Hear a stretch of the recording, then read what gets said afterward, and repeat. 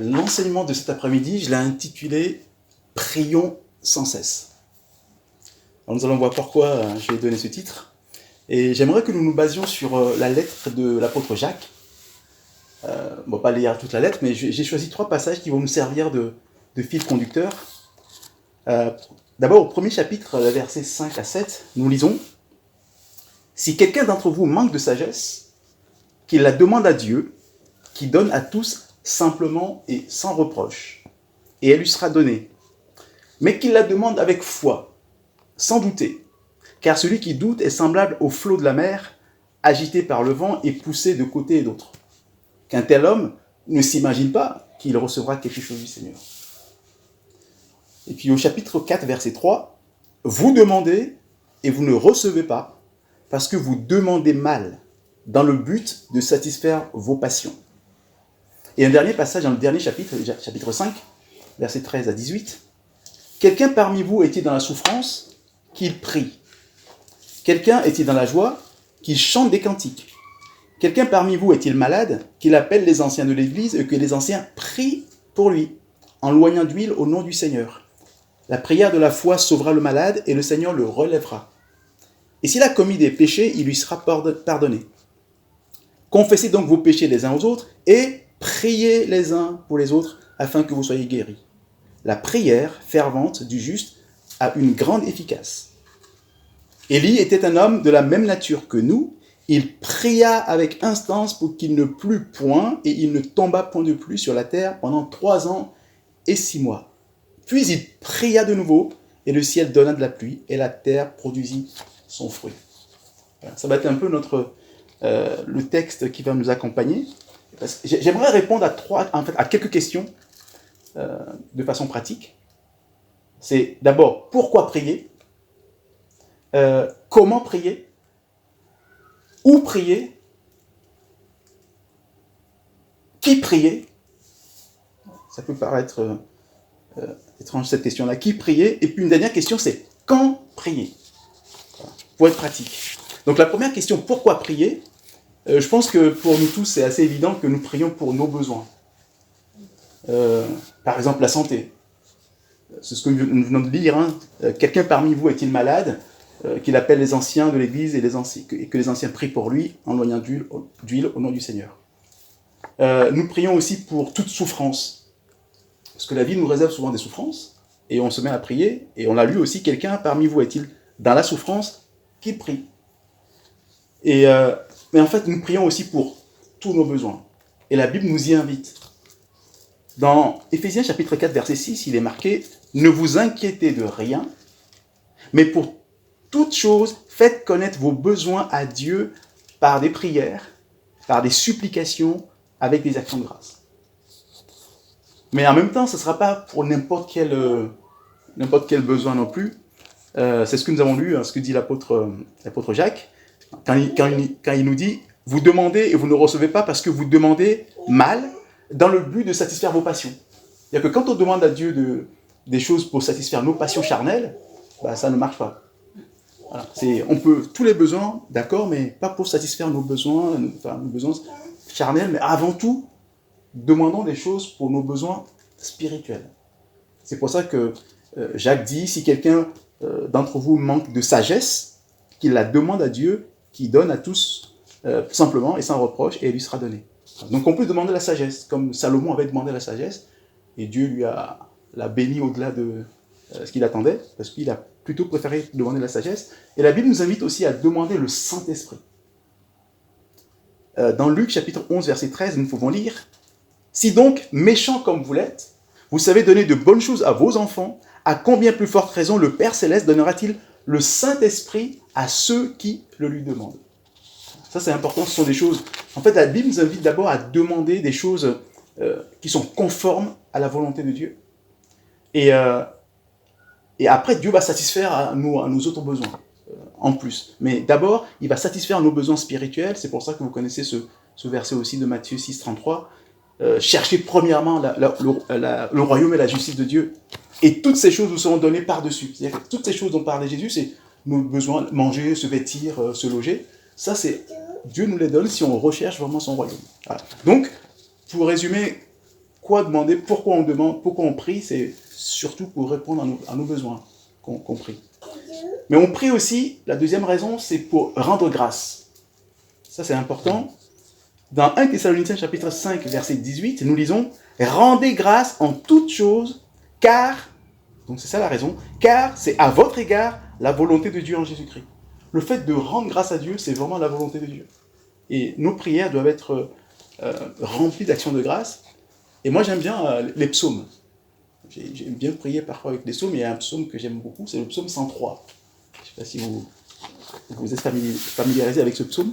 Et j'aimerais vous lire les 5 premiers versets de ce psaume de David, où David dit « Mon âme bénit l'Éternel ». En fait, on sent que David rend grâce à Dieu. « Mon âme bénit l'Éternel, que tout ce qui est en moi bénisse son saint nom. Mon âme bénit l'Éternel et n'oublie aucun de ses bienfaits. C'est lui qui pardonne toutes tes iniquités, qui guérit toutes tes maladies. C'est lui qui te délivre, c'est lui qui délivre ta vie de la fosse, qui te couronne de bonté et de miséricorde. C'est lui qui rassasie de bien ta vieillesse, qui te fait rajeunir comme l'aigle. » En fait, David parle de tous les bienfaits que Dieu lui fait, et il demande à son âme de bénir l'Éternel. J'aime beaucoup ce psaume 103, enfin, je n'ai fait que le début, mais je vous invite à vraiment lire, et méditer ce psaume, ou même prier avec. Voilà. Parce qu'il parle vraiment des guérisons qu'il a pu obtenir grâce à Dieu, le pardon de ses péchés, donc qui est un besoin spirituel. Et pourquoi devons-nous rendre grâce? Parce que rendre grâce, c'est remercier Dieu. Nous remercions Dieu pour beaucoup de choses. Et je pense qu'il y a une chose pour laquelle on ne remercie pas pour toujours Dieu, c'est le salut. Le salut qu'il nous a accordé. On n'a pas idée du cadeau merveilleux qu'il nous a fait, et souvent on ne le remercie pas, on ne lui rend pas grâce. On n'est pas reconnaissant forcément, mais il faut qu'on y pense, qu'on soit reconnaissant. Et c'est ce que nous dit la lettre aux Hébreux, au chapitre 12, versets 28 et 29. C'est pourquoi, recevant un royaume inébranlable, montrons notre reconnaissance en rendant à Dieu un culte qui lui soit agréable, avec piété et crainte. Voilà. Donc, finalement, on peut se rendre compte que rendre grâce, il y a tellement de sujets pour lesquels on peut rendre grâce à Dieu. Il y en a tellement. Même le simple fait que nous vivions, dire à Dieu merci de m'avoir créé, ce qui nous a donné la vie, que chaque jour on respire, on devrait rendre grâce. Le réveil, je ne sais pas vous, mais moi quand je me réveille le matin, la première chose que je fais, c'est que je remercie Dieu. Parce que le fait qu'on se réveille, en fait, ça ne va pas de soi. C'est un don de Dieu.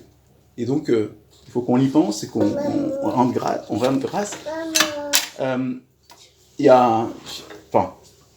Moi, ça m'arrive, quasiment pour toutes choses, je rends grâce. Par exemple, quand je vais retirer de l'argent au distributeur automatique, quand les billets sortent, je remercie toujours Dieu. C'est-à-dire que je considère que c'est lui qui me donne cet argent. Et pour les moindres détails de la vie, moi j'ai la chance ou le privilège d'aller au travail en tramway. Et donc, je considère que je n'ai pas les embouteillages, le stress de la conduite. Et quand je monte dans le tramway, je prends un moment de prière, systématiquement, pour remercier Dieu pour ce moyen confortable qu'il me donne. Et je le remercie aussi, je lui demande de bénir ceux qui ont construit les tramways, ceux qui l'entretiennent, ceux qui travaillent dans la société de transport, qui bénissent ceux qui ont construit les voies, les infrastructures. Et donc voilà, pendant un moment, quand je monte dans le tram, j'ai un moment de prière avec Dieu que j'aime bien. Et j'aimerais donner un autre exemple, parce qu'il y a plusieurs années, j'ai appris que les juifs orthodoxes, quand ils vont aux toilettes, ils prient. Et là, ça a fait un déclic chez moi. Je dis, mais c'est vrai, c'est extraordinaire, parce que c'est une grâce de pouvoir éliminer les déchets de son corps. Sinon, on meurt. Et même là, on doit rendre grâce. Et depuis ce temps, je rends grâce toujours à Dieu quand je vais aux toilettes. Voilà. C'est vraiment... on a toutes les opportunités pour rendre grâce à Dieu. La douche, moi, je ne sais pas, le matin, c'est ça peut-être mon dernier exemple, mais c'est la douche, le matin, où je peux avoir l'eau à la température que je veux, voilà, l'eau chaude à la température que je veux, je peux rester dessous, et je me dis, waouh, et je rends grâce à Dieu. Il y a des gens qui n'ont pas d'eau à boire, et moi j'ai de l'eau là, je règle la température comme je veux, le débit comme je veux, c'est extraordinaire. Et d'ailleurs, moi je chante beaucoup dans la douche, je chante des chants de louange, je dis à Dieu, mais c'est merveilleux ce que tu me donnes là. Voilà. Et pour moi, nous devrions avoir une vie d'action de grâce, en réalité.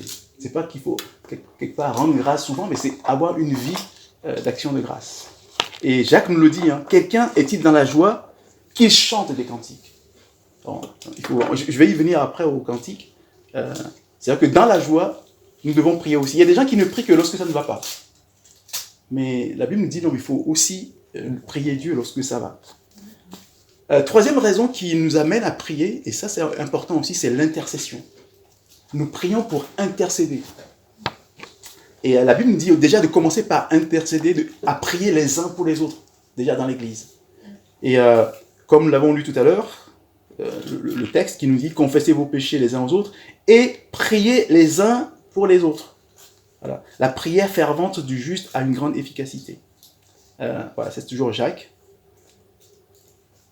Et il faut savoir qu'en fait, intercéder, c'est un combat. Quand on intercède, on combat dans la prière, en réalité. On est dans un vrai combat. Et nous avons l'exemple que nous donne la Bible avec le disciple Épaphras, dans Colossiens chapitre 4, verset 12, où Paul nous dit « Épaphras, qui est un des vôtres, vous salue. Serviteur de Jésus-Christ, il ne cesse de combattre pour vous dans ses prières. » L'intercession, quand on prie pour quelqu'un, on combat des forces du mal, hein, des forces démoniaques. Et c'est vraiment quelque chose qu'on doit considérer comme un vrai combat. Nous devons prier et combattre pour l'Église aussi. Et il y a une prière extraordinaire, qui est la prière de Paul pour les Éphésiens, l'Église d'Éphèse. Je vais vous lire juste le début. Vous trouvez ça dans Éphésiens chapitre 1, versets 15 à 19. C'est Paul qui dit « C'est pourquoi, moi aussi, ayant entendu parler de votre foi au Seigneur Jésus et de votre charité pour les saints, je ne cesse de rendre grâce pour vous, faisant mention de vous dans mes prières, afin que le Dieu de notre Seigneur Jésus-Christ, le Père de gloire, vous donne un esprit de sagesse et de révélation dans sa connaissance, et qu'il illumine les yeux de votre cœur, pour que vous sachiez quelle est l'espérance qui s'attache à son appel, quelle est la richesse de la gloire de son héritage qu'il réserve aux saints, et quelle est envers nous qui croyons l'infinie grandeur de sa puissance, se manifestant avec efficacité par la vertu de sa force. C'est vraiment un passage que je trouve extraordinaire. Ça, c'est la prière de Paul pour l'église d'Éphèse. Et la Bible dit que Dieu recherche des intercesseurs.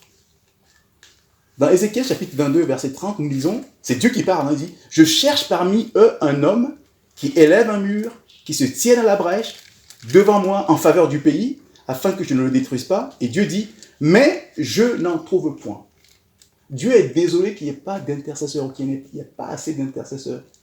Dieu dit dans Ésaïe plutôt, chapitre 51, verset 16, il est écrit « Il voit qu'il n'y a pas un homme. Il s'étonne que personne n'intercède. » C'est-à-dire que si on n'intercède pas, ça fait de la peine au cœur de Dieu. Nous, chrétiens, nous sommes appelés à intercéder pour les autres. Et nous sommes sauvés pour ça, en partie pour ça. Nous sommes sauvés, nous savons que nous sommes sauvés, nous sommes gardés sur la terre pour annoncer l'évangile, pour être des témoins, mais aussi pour intercéder. Il y a des passages bibliques qui nous font plaisir, parce que ça décrit ce que nous sommes, ce qu'est l'Église, comme Apocalypse chapitre 1, versets 5 et 6, où il est écrit « À celui qui nous aime, qui nous a délivrés de nos péchés par son sang, et qui a fait de nous un royaume, des sacrificateurs pour Dieu son Père, à lui soit la gloire et la puissance au siècle des siècles. Amen. » Donc là, on dit qu'on est des sacrificateurs, mais est-ce qu'on a vraiment compris ce que c'est? Je vous invite à aller relire le livre du Lévitique.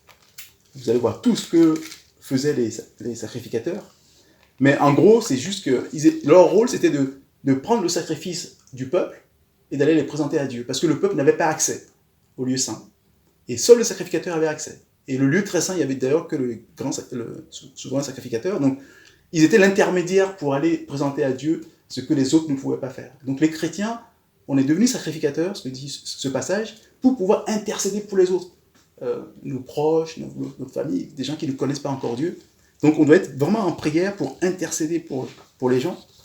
Dans Hébreux chapitre 9, versets 6 à 8, nous lisons aussi « Or, ces choses étant ainsi disposées, les sacrificateurs qui font le service entrent en tout temps dans la première partie du tabernacle. Et dans la seconde, le souverain sacrificateur seul entre une fois par an, non sans y porter du sang qu'il offre pour lui-même et pour les péchés du peuple. Le Saint-Esprit montrait par là que le chemin du lieu très saint n'était pas encore ouvert, tant que le premier tabernacle subsistait. Voilà. Donc on a cette image que Dieu nous montre. Il y a le tabernacle, il y avait le lieu très saint avec un voile qui empêchait, enfin on ne pouvait pas y aller, sauf le souverain sacrificateur, une fois par an. Donc il y avait comme une séparation entre le peuple, même les sacrificateurs ne pouvaient pas y aller. Hein. Il n'y avait que le souverain sacrificateur qui pouvait aller dans le lieu très saint. Mais que s'est-il passé dans Matthieu 27, versets 50 et 51, il se passe quelque chose d'extraordinaire. Jésus poussa de nouveau un grand cri et rendit l'âme. Donc Jésus meurt, et qu'est-ce qui se passe? Et voici, le voile du temple se déchira en deux, depuis le haut jusqu'en bas. Ce symbole nous est aussi expliqué par la lettre aux Hébreux, chapitre 10, versets 19 et 20. Ainsi donc, frères, puisque nous avons au moyen du sang de Jésus une libre entrée dans le sanctuaire par la route nouvelle et vivante qu'il a inaugurée pour nous au travers du voile. C'est-à-dire que quand Jésus est mort, il a déchiré le voile pour dire maintenant, tous les sacrificateurs ont accès au lieu très saint. Donc nous, aujourd'hui, on peut se présenter devant Dieu, devant son trône, et intercéder pour les gens. Jouer le même rôle que jouaient les sacrificateurs, sauf que maintenant, c'est nous qui sommes les sacrificateurs.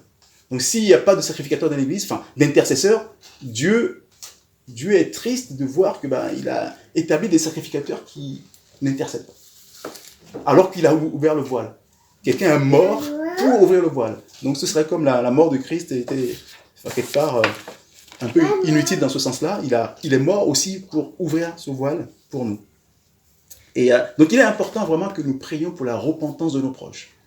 Une fois qu'on a obtenu le salut, on doit être dans le combat spirituel pour nos proches. En termes d'intercession, il y a aussi ce que la Bible nous demande par rapport à nos autorités, ceux qui sont placés en dignité dans le pays. Dans 1 Timothée chapitre 2, versets 1 et 2, nous lisons « J'exhorte donc avant toute chose à faire des prières, des supplications, des requêtes, des actions de grâce pour tous les hommes, pour les rois et pour ceux qui sont élevés en dignité, afin que nous menions une vie paisible et tranquille en toute piété et honnêteté. » Que pour que les chrétiens puissent vivre tranquillement et dans la paix dans un pays, Dieu leur demande d'abord d'intercéder pour les dirigeants du pays, les responsables, les autorités. Donc ça fait partie de l'intercession, notre mission d'intercesseur ou de sacrificateur. C'est un commandement que le Seigneur nous donne. On doit prier pour le président de la République jusqu'au maire, on doit intercéder pour ces personnes-là. Parfois, quand tu poses la question à des frères sur la prière, ils disent moi, je sais pas, je prie pas longtemps parce que je sais pas quoi dire. Je leur dis, mais essayez d'intercéder pour votre répertoire téléphonique. Enfin, toutes les personnes qui sont dans le répertoire, et intercéder, vous allez voir que vous allez passer un peu de temps. Si on veut vraiment intercéder pour les gens qu'on connaît, on va passer du temps dans la prière. Voilà. Et quatrième et dernière raison pour laquelle on prie, c'est pour vaincre la chair. Jésus nous a dit, dans Matthieu 26, verset 41, « Veillez et priez afin que vous ne tombiez pas en tentation. L'esprit est bien disposé, mais la chair est faible. » Notre chair est faible.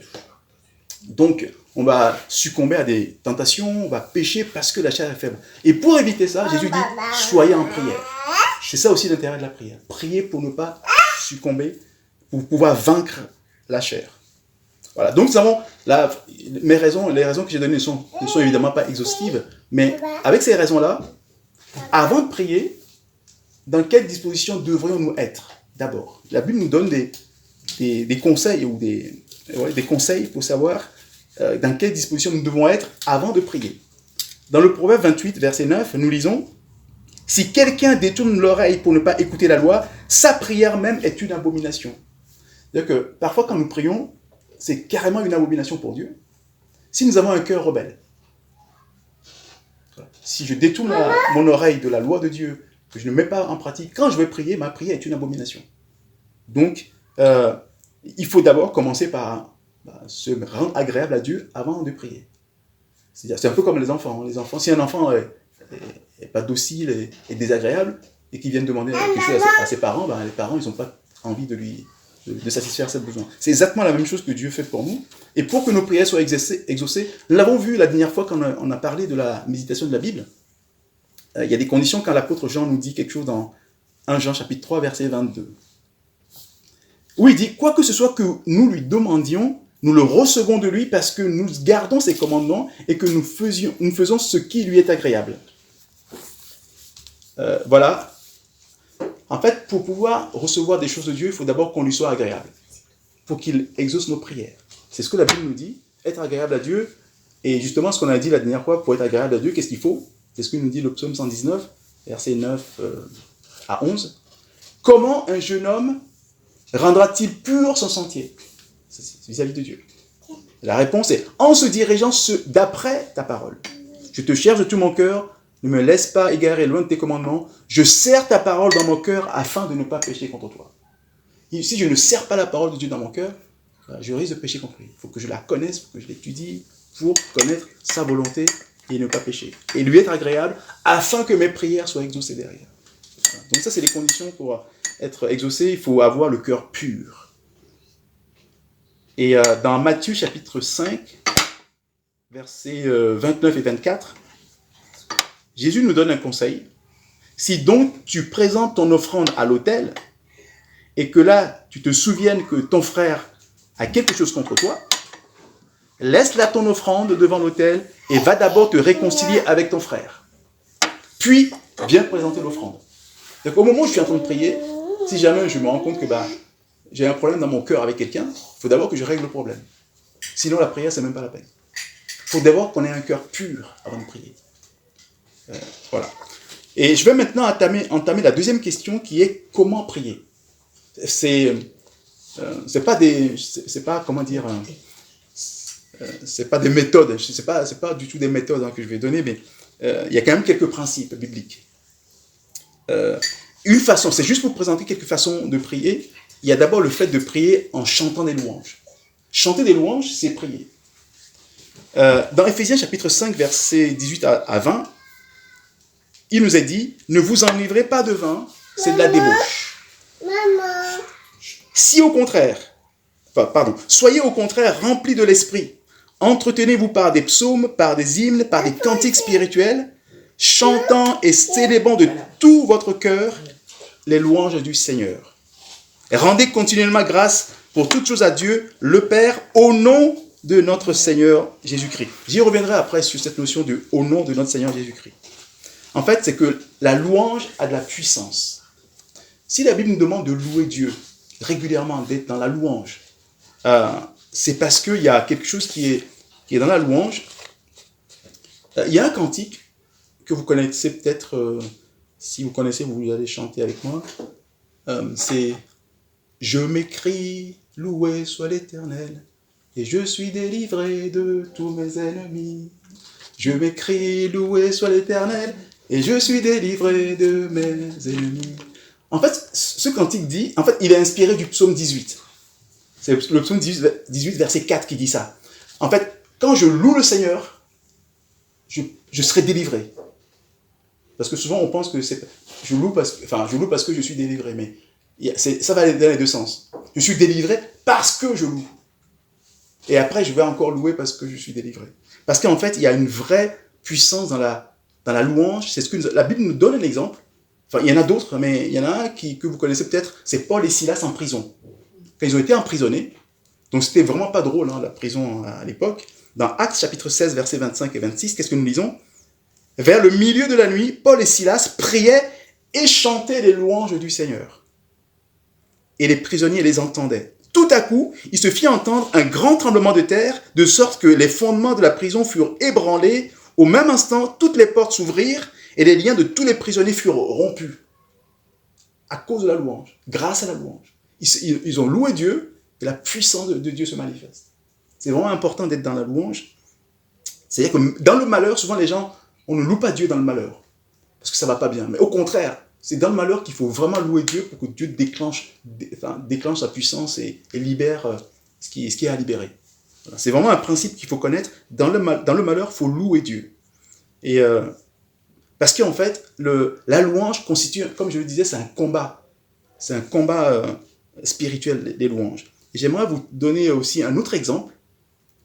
dans l'Ancien Testament, dans le deuxième livre des Chroniques, au chapitre 20. On ne va pas lire tout le chapitre, mais je vous invite à lire 2 Chroniques, chapitre 20, parce que c'est une longue histoire où le roi Josaphat est attaqué.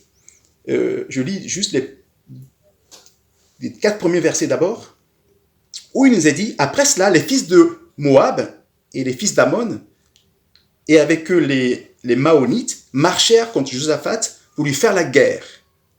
On vint en informer Josaphat en disant, une multitude nombreuse s'avance contre toi depuis l'autre côté de la mer, depuis la Syrie, et ils sont à Hatzaton Tamar, qui est En-Gedi.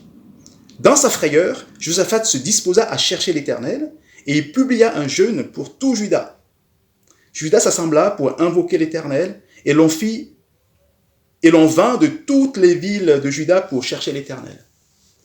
Qu'est-ce que, à sa place, qu'est-ce que vous auriez fait? Maintenant, il y a une armée puissante qui se dirige contre vous. Vous allez nommer des personnes qui vont pouvoir faire en sorte que vous gagnez la guerre. Vous nommeriez qui à la tête de votre armée à ce moment-là Des généraux, tout ça. Les meilleurs. Voilà, des généraux, des lieutenants, des capitaines,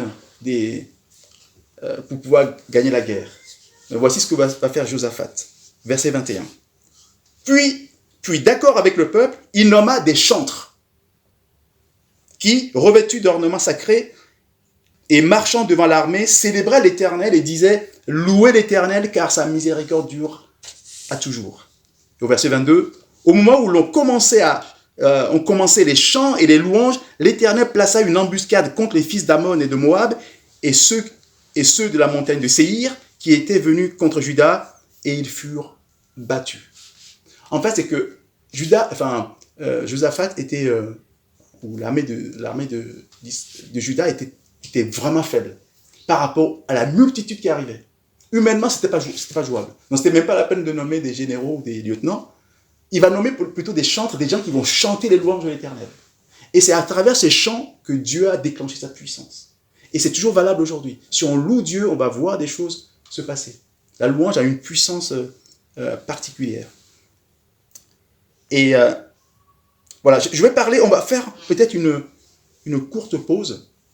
Et ensuite, on parlera de l'enseignement de Jésus. Qu'est-ce qui nous enseigne par rapport à la prière? Comment prier? Jésus aussi nous donne une piste qu'on va voir après une courte pause tout à l'heure.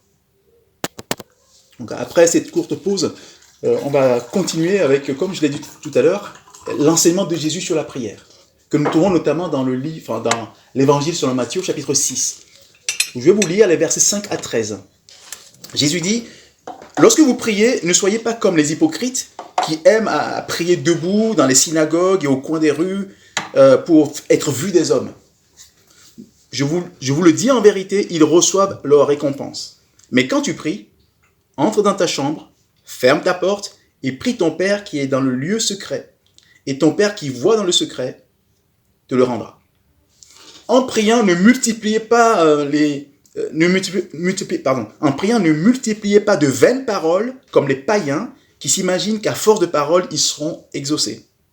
Ne leur ressemblez pas, car votre Père sait de quoi vous avez besoin avant que vous le lui demandiez. Voici donc comment vous devez prier. Notre Père qui es aux cieux, que ton nom soit sanctifié, que ton règne vienne, que ta volonté soit faite sur la terre comme au ciel.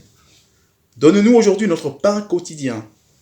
Pardonne-nous nos offenses comme nous aussi, nous pardonnons à ceux qui nous ont offensés. Ne nous induis pas en tentation, mais délivre-nous du malin. Car c'est à toi qu'appartiennent dans tous les siècles le règne, la puissance et la gloire. Amen. En fait, ceci, ce n'est pas une formule à réciter comme font les catholiques. Les catholiques, pour eux, c'est une formule à réciter. Ils en récitent même plusieurs à la suite. Et alors que Jésus a dit ne multiplie pas les paroles, mais voilà, c'est plus, il faut le considérer comme un modèle. On peut s'en servir direct, cette prière, on peut prier avec, mais il faut vraiment s'inspirer surtout de la prière comme un modèle, où Jésus nous donne des pistes en disant d'abord, sachez qui vous priez. C'est votre Père. Adressez-vous à un Père. Ça, c'est la première chose qu'il nous apprend.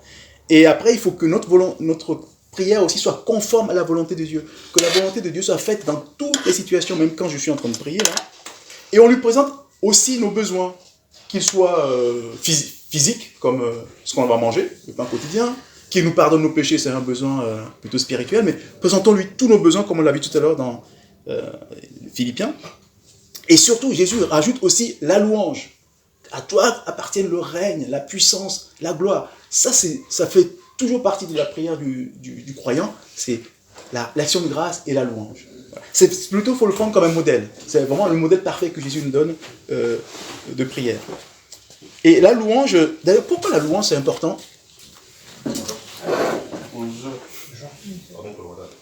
La louange c'est important.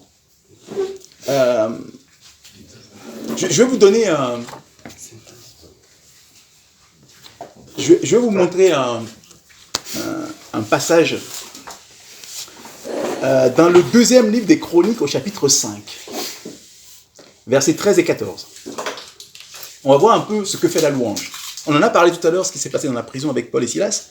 Il y a une autre histoire dans le deuxième livre des Chroniques, je vais vous lire, où il est dit « Et lorsque ceux qui sonnaient des trompettes et ceux qui chantaient, s'unissant d'un même accord pour célébrer et pour louer l'Éternel, firent retentir les trompettes, les cymbales et les autres instruments et célébrèrent l'Éternel par ses paroles, car il est bon, car sa miséricorde dure toujours. En ce moment, la maison de l'Éternel fut remplie d'une nuée. Les sacrificateurs ne purent pas y rester pour faire le service à cause de la nuée, car la gloire de l'Éternel remplissait la maison de Dieu. » Donc on se rend compte que quand on loue Dieu, il se passe quelque chose, Dieu, la gloire de Dieu se manifeste. Voilà. Et d'ailleurs, dans le psaume 22, verset 4, il est dit « Pourtant, tu es le Saint, tu sièges au milieu des louanges d'Israël. » Lorsqu'on loue Dieu, Dieu vient siéger au milieu de la louange. C'est pour ça qu'il est important de louer Dieu, d'avoir vraiment des moments de louange. Et donc, je reviens sur ce que Jésus nous a dit en disant que nous devons prier notre Père. Prier notre Père. Dans Jean 17, verset 6, Jésus a dit, il faisait cette prière qu'on appelle la prière sacerdotale, avant de mourir, il a fait une grande prière à son Père, et il dit, j'ai fait connaître ton nom aux hommes que tu m'as donné du milieu du monde. Alors la question c'est, quel est le nom que Jésus nous a fait connaître, à votre avis? Christ. Père. Les témoins de Jéhovah, j'avais discuté avec eux, ils disent qu'il a fait connaître le nom Jéhovah. Je dis c'est totalement faux, que Jésus n'a jamais prononcé ce nom d'ailleurs. C'est même pas un nom, c'est un nom qui a été inventé par les hommes. Non, ce qu'il nous a fait connaître, c'est Père. Parce qu'en fait, le terme de nom, dans la culture hébraïque, le nom c'est l'essence de la personne, ce qu'est la personne. Et Jésus nous a révélé un Père. C'était d'abord un Dieu pour nous, mais il va dire, c'est votre Père. Et d'ailleurs, cette notion de Dieu et Père, on va le voir quand Jésus est ressuscité. Il se révèle il parle à Marie de Magdala, et Jésus lui dit, ne me touche pas, car je ne suis pas encore monté vers mon Père. Mais va trouver mes frères et dis-leur que je monte vers mon Père et votre Père, vers mon Dieu et votre Dieu. C'est-à-dire qu'en fait, Jésus nous révèle que Dieu est notre Dieu, mais maintenant, sachez que c'est aussi votre Père. Vraiment, c'est une révélation. Donc, dans nos prières, on va avoir un cœur à cœur avec Dieu, non plus comme un Dieu lointain, tout-puissant, mais on sait qu'il est tout-puissant, mais maintenant, il s'est rapproché de nous comme un Père. C'est pour ça que Jésus nous rappelle cela. Et dans la prière, tout à l'heure, on a vu qu'il fallait prier prier le Père au nom de Jésus, au nom du Seigneur Jésus. Je le rappelle, ce qu'on a lu tout à l'heure dans l'épître de Jacques. Quelqu'un parmi vous est-il malade, qu'il appelle les anciens de l'Église et que les anciens prient pour lui en loignant d'huile au nom du Seigneur Jésus. Alors, pourquoi nous prions au nom du Seigneur Jésus? Qui peut nous dire pourquoi? Parce que c'est un nom puissant. C'est un nom puissant. Mais encore, c'est lui qui ouvre la voie. C'est lui, Jésus, qui ouvre la voie. Il a fait une promesse. Je n'ai pas compris la question. Pourquoi on prie au nom de Jésus? C'est ça la question. Parce que Jésus est Dieu. Il est Dieu. Oui, mais on prie le Père au nom de Jésus. c'est lui qui l'a dit. Quoi que vous demandez en mon nom. Exactement, c'est parce que c'est lui qui l'a dit. Jean, chapitre 14, versets 13 et 14. Et tout ce que vous demanderez en mon nom, je le ferai afin que le Père soit glorifié dans le Fils. Si vous demandez quelque chose en mon nom, je le ferai. C'est une promesse de Jésus. C'est lui la porte vers le Père. C'est-à-dire que tout ce que nous faisons, c'est lui qui va apporter nos prières au Père. C'est ça. C'est pour ça qu'on prie toujours. D'ailleurs, je me demande, on avait fait l'étude sur la Trinité où on a parlé des modalistes qui disent que Jésus est le Père. Et ils ont des difficultés avec ce passage-là, par exemple, parce que Jésus dit, priez le Père en mon nom. Donc, ça veut dire qu'il y a un Père, il y a un Fils. On a parlé longuement on pourra en reparler de cette notion de Trinité, de modalisme, etc. On en parlera peut-être tout à l'heure, on fera pendant la discussion si ça vous intéresse. Mais ce qui est dommage parfois, c'est que certains prennent cette formule comme quelque chose de magique. À la fin des prières, tu entends les gens dire « Au nom de Jésus, Amen ». Mais d'une façon mécanique. Au nom de Jésus, Amen. Mais c'est pas du tout ça. En fait, c'est la partie la plus importante même de la prière, où on devrait prendre son temps. C'est-à-dire qu'on va prendre conscience que tout ce que je suis en train de dire là, c'est maintenant Jésus qui porte ça au Père.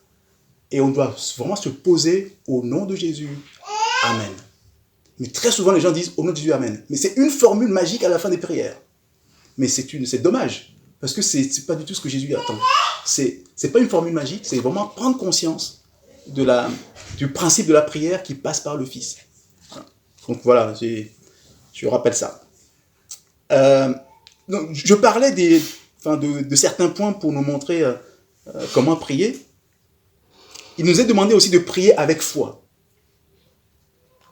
Dans Hébreux chapitre 11, verset 6, il est écrit « Or, sans la foi, il est impossible de lui être agréable, car il faut que celui qui s'approche de Dieu croit que Dieu existe et qu'il est le rémunérateur de ceux qui le cherchent. » Et le texte que nous avons choisi au départ pour nous servir de fil conducteur nous disait « Mais qu'il la demande avec foi sans douter, car celui qui doute est semblable au flot de la mer, agité par le vent et poussé de côté et d'autre. » Voilà. Et on a vu aussi dans ce texte, la prière de la foi sauvera le malade et le Seigneur le relèvera. S'il a commis des péchés, il lui sera pardonné. Donc il est toujours question de foi. Quand on prie, c'est qu'on croit que Dieu existe, qui nous écoute, qui va exaucer. Sinon, c'est même pas la peine. Et peut-être un dernier point aussi concernant la façon de prier, c'est la persévérance. Il y a des gens qui se disent, ouais, si j'ai dit à Dieu une fois, c'est bon. Mais c'est pas ce que la Bible nous enseigne. La Bible nous enseigne la persévérance. On va prendre l'exemple d'Élie qu'on a vu aussi dans le texte qu'on a vu, où il nous a dit, Élie était un homme de la même nature que nous. Il pria avec instance pour qu'il ne plût point et il ne tomba point de pluie sur la terre pendant 3 ans et 6 mois. Puis il pria de nouveau et le ciel donna de la pluie et la terre produisit son fruit. Alors on va aller voir cette histoire-là d'Élie. Ce qui s'était passé, en fait, on le trouve dans le livre des Rois. Cette histoire qui est rappelée par l'apôtre Jacques. C'est dans le premier livre des Rois, au chapitre 18.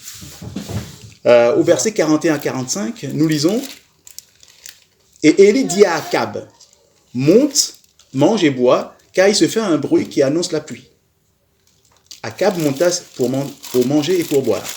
Mais Élie monta au sommet du Carmel, et, se penchant contre terre, il mit son visage entre ses genoux, et il dit à son serviteur, « Monte, regarde du côté de la mer. » Le serviteur monta et regarda et dit, « Il n'y a rien. » Et Élie dit 7 fois, « Retourne. » À la 7e fois, il dit, « Voici un petit nuage qui s'élève de la mer et qui est comme la paume de la main d'un homme. » Élie dit, « Monte et dis à Akab, attelle et descends, afin que la pluie ne t'arrête pas. » En peu d'instants, le ciel s'obscurcit par les nuages, le vent s'établit et il y eut une forte pluie.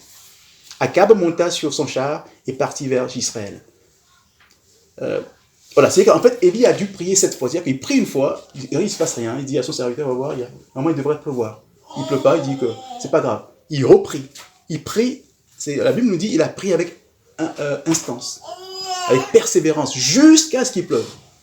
Voilà. Et il y a un passage aussi qui nous montre que vraiment nous devons prier avec persévérance. C'est dans l'évangile selon Luc, au chapitre 1, où il nous a dit que Jésus leur adressa une parabole pour montrer qu'il faut toujours prier et ne point se relâcher. Voilà, tant qu'on n'a pas obtenu quelque chose, le combat continue, on ne se relâche pas. Et Paul aussi nous rappelle la même chose, qui nous encourage dans Éphésiens 6, 18. Faites en tout temps par l'Esprit toutes sortes de prières et de supplications. Veillez à cela avec une entière persévérance. Et priez pour tous les saints. Voilà. Et aux Romains, il dit la même chose. Romains 12, verset 12. Réjouissez-vous en espérance, soyez patients dans l'affliction, persévérez dans la prière. C'est des gens qui nous disent, ouais, il ne faut pas prier, Dieu connaît toutes choses, on prie une fois, c'est bon. Mais la Bible nous dit le contraire, persévérer jusqu'à la victoire. Et ce qui est quand même assez étonnant, c'est que la persévérance, ça nous rappelle quelque chose qui va se passer sur un temps long. Mais la Bible va le résumer dans un des versets les plus courts de la Bible, que vous connaissez sans doute. Un des versets les plus courts. Priez sans cesse. Exactement. Priez sans cesse. 3 mots. Priez sans cesse. Et c'est 1 Thessaloniciens chapitre 5, verset 17. Voilà. Donc c'est un verset très court, mais qui nous dit de continuer dans le temps à prier, à prier, à prier, à prier. Et j'aime bien cette opposition entre cette action longue sur un verset extrêmement court. Voilà. Et un dernier, peut-être ça va être l'avant-dernière question, c'est où prier? Où prier? Dans l'enseignement que nous avons vu de Jésus tout à l'heure, il nous a dit, lorsque vous priez, ne soyez pas comme les hypocrites qui aiment à prier debout dans les synagogues et au coin des rues pour être vus des hommes. Je vous le dis, ils reçoivent leur récompense. Mais quand tu pries, entre dans ta chambre, ferme ta porte et prie ton Père qui est là dans le lieu secret. Et ton Père qui voit dans le secret te le rendra. En priant, ne multipliez pas les paroles, les vaines paroles, comme font les païens qui s'imaginent qu'à force de paroles, ils seront exaucés. Mais ne leur ressemblez pas, car votre Père sait de quoi vous avez besoin avant que vous le lui demandiez. Voilà, donc Jésus dit dans votre chambre, mais en fait c'est une façon de dire, on n'est pas obligé de prier tout le temps dans sa chambre. C'est important, mais ce qu'il veut dire, c'est surtout la discrétion. La discrétion, l'humilité. Tout à l'heure, j'ai parlé du fait que je priais dans le tram. C'était dans le tram, non, c'était pas dans ma chambre. Mais pourtant, je priais dans le tram. On prie partout, nous prions partout dans la voiture. Mais ce que demandent les gens, ce que demande Jésus, c'est la discrétion. Je ne vais pas comme ça prier dans le tram en criant fort pour que tout le monde voit. Regardez, je suis très spirituel. Et malheureusement, on le voit dans l'église. Souvent dans l'église, il y a des gens qui prient pour être vus. Qui multiplient les paroles, ils prient, ça crie, ça... Regardez-moi comment je suis spirituel. Jésus dit, vous avez déjà votre récompense. Je ne vais même pas exaucer votre prière. La récompense, c'est que les gens vous ont vu. En fait, ce que Jésus veut dire, c'est pas qu'on est obligé de prier dans sa chambre, mais la discrétion. La discrétion. Voilà. Et donc, il faut... Et il y a aussi le fait de prier dans sa chambre, mais il y a aussi le fait de prier en église. C'est important de prier en église. C'est une autre dimension. Dans le psaume, parce Jésus nous promet en fait une bénédiction particulière en église. Et je vais vous lire ce court psaume aussi que vous connaissez, le psaume 133. « Oh, voici qu'il est agréable, qu'il est doux pour des frères de demeurer ensemble. Comme l'huile précieuse qui, répandue sur la tête, descend sur la barbe d'Aaron, qui descend sur le bord de ses vêtements. C'est comme la rosée de l'Hermon qui descend sur les montagnes de Sion. Car c'est là que l'Éternel envoie la bénédiction, la vie pour l'éternité. » En fait, Dieu envoie une bénédiction particulière quand on prie en église, quand les frères et sœurs sont réunis ensemble. Et les sujets, parfois, on peut prier dans sa chambre. C'est bon aussi de venir le confier à l'église, qu'on prie ensemble, parce qu'il y a une bénédiction particulière. Donc, on peut prier dans sa chambre, on peut prier partout. Aussi, il faut beaucoup prier en église, ensemble, pour recevoir cette bénédiction particulière. Et la dernière question que je vais aborder, c'est quand prier? Quand prier? Dans le psaume 119, ce long psaume, j'ai choisi 3 versets, 164, 62 et 148, où il est dit « 7 fois le jour, je te célèbre à cause des lois de ta justice. » 7 fois le jour. Au milieu de la nuit, je me lève pour te louer à cause des jugements de ta justice. Je devance les veilles et j'ouvre les yeux pour méditer ta parole. Là, on voit que 7 fois le jour, en fait, ce 7, c'est plutôt le chiffre parfait. Ça veut dire qu'on peut prier, mais toute la journée, tout le temps. On peut prier 10 fois, 20 fois, 50 fois dans la journée. Voilà, on doit être en prière, continuellement en prière, parce qu'on aime notre Seigneur, donc on va prier dans ce sens-là. Au milieu de la nuit, je ne sais pas si vous êtes déjà arrivé de vous réveiller et de prier. Ça nous arrive, parfois le Seigneur réveille, 3 heures du matin, on se réveille, on dit qu'est-ce qui se passe, et puis parfois le Seigneur met un sujet dans la tête, on prie, et puis on se rendort. Voilà, c'est le Seigneur. Parfois le Seigneur fait ça.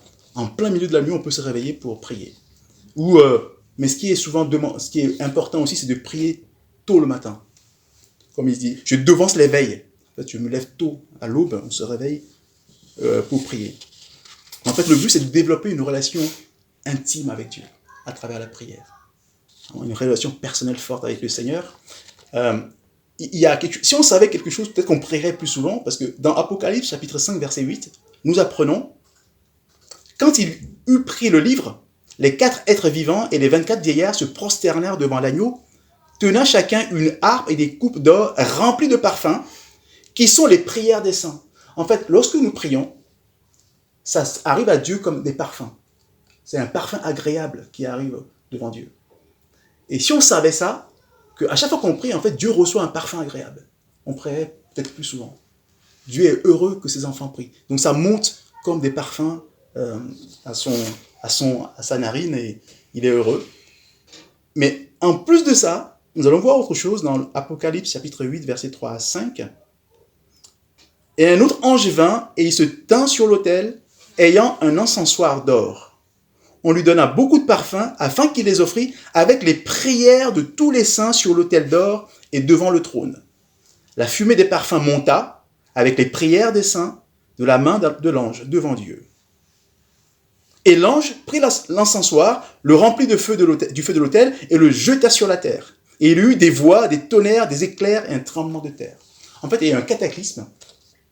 Et peut-être qu'on aura l'occasion de parler aussi de ça en détail. C'est ce qui se passe dans le monde spirituel quand on prie. Il y a vraiment des bouleversements, des tremblements de terre, des choses qui se passent dans le monde satanique que Satan n'apprécie pas quand on prie.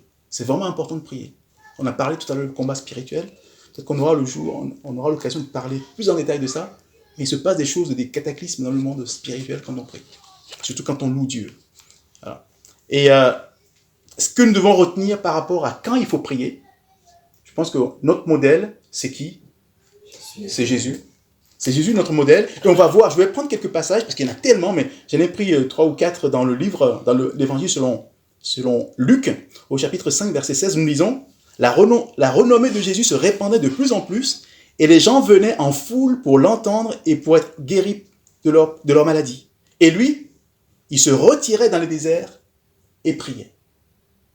Chapitre 9, verset 18, un jour que Jésus priait à l'écart, chapitre 11, verset 1, Jésus priait un jour en un certain lieu. Chapitre 6, verset 12, en ce temps-là, Jésus se rendit sur la montagne pour prier. Et il passa toute la nuit à prier Dieu. Et puis un dernier passage, Marc chapitre 1, verset 35. Vers le matin, pendant qu'il faisait encore très sombre, il se leva et sortit pour aller dans un lieu désert et où il pria. Donc Jésus priait tout le temps. Non seulement il priait tout le temps, mais il avait l'habitude de se lever tôt le matin, lorsqu'il faisait à l'aube. Et donc il partait prier. Et je pense que c'est important que nous prenions ce modèle-là. On en a parlé tout à l'heure de la fatigue. C'est bon de prier plutôt le matin. Parce que le soir, on se dit, voilà, je vais prier le soir, et puis on commence et on s'endort. Donc il faut renverser les choses. Il vaut mieux prier le matin comme faisait Jésus, parce qu'on ne va pas s'endormir le matin. Donc pour le faire, il faut mettre en place toute une stratégie. C'est commencer par se coucher tôt. En fait, c'est juste un décalage. Au lieu de me coucher à une certaine heure, je me couche, je prie pour, après je m'endors. Non, mais je me couche plus tôt, je me réveille plus tôt, et je prie. C'est juste un décalage que je dois apprendre à faire, peut-être petit à petit. Aujourd'hui, le monde nous a tellement essaye de nous éloigner de Dieu que toute la stratégie que Satan a mis en place, c'est la télévision, c'est l'ordinateur et surtout le téléphone portable. Les gens se couchent parfois à 1h du matin, 2h du matin. Et comment prier ? C'est pas possible. Donc il va falloir que nous fassions l'effort en disant, voilà, nous sommes des enfants de Dieu. On va vraiment laisser de côté la télévision, l'ordinateur et les téléphones, le plus possible. Et je me couche, je sais pas, à 22h. Peut-être que 22h pour l'instant, pour moi, c'est pas possible. Si je me couchais à minuit, ou à 1h, je vais me coucher à minuit, après je vais me coucher à 11h30. Après, voilà. C'est-à-dire qu'il faut que je mette en place une stratégie. Si j'aime le Seigneur, je dois le mettre en place. Voilà. Maintenant, je ne dois plus être dominé par un téléphone. Et donc, je vais me coucher tôt et je vais me réveiller. Il faut absolument que nous prions le matin. Souvent, la Bible ne parle pas beaucoup de la prière du soir, mais beaucoup insiste sur la prière du matin. Et parce que ça a vraiment de l'effet, de l'efficacité. Et souvent, nous avons des échecs dans notre vie parce que nous ne prions pas le matin, parce que nous ne préparons pas la journée. La journée doit être toujours préparée. Toujours. Jésus préparait toute la journée. Hein. Tous les miracles qu'on le voyait faire dans la journée, il avait prié toute la nuit pour ça, enfin toute la matinée pour ça. Donc, il faut vraiment qu'on soit des gens qui prient. Et vraiment, si j'ai un conseil à nous donner à tous, c'est de fuir le téléphone portable. Ça, c'est fuir le téléphone portable et se coucher et le matin, prier. Voilà, ça, c'est vraiment ce que j'aimerais nous encourager tous à faire. Et surtout que le Seigneur nous aide à ça, parce que je sais que c'est un combat. Que le Seigneur nous aide à nous délivrer de cette idole qu'est le téléphone portable. Et voilà, et une dernière exhortation, et je m'arrête là, c'est ce que Julien a dit tout à l'heure, hein, Thessaloniciens, je finirai là-dessus, priez sans cesse. Amen. Ouais.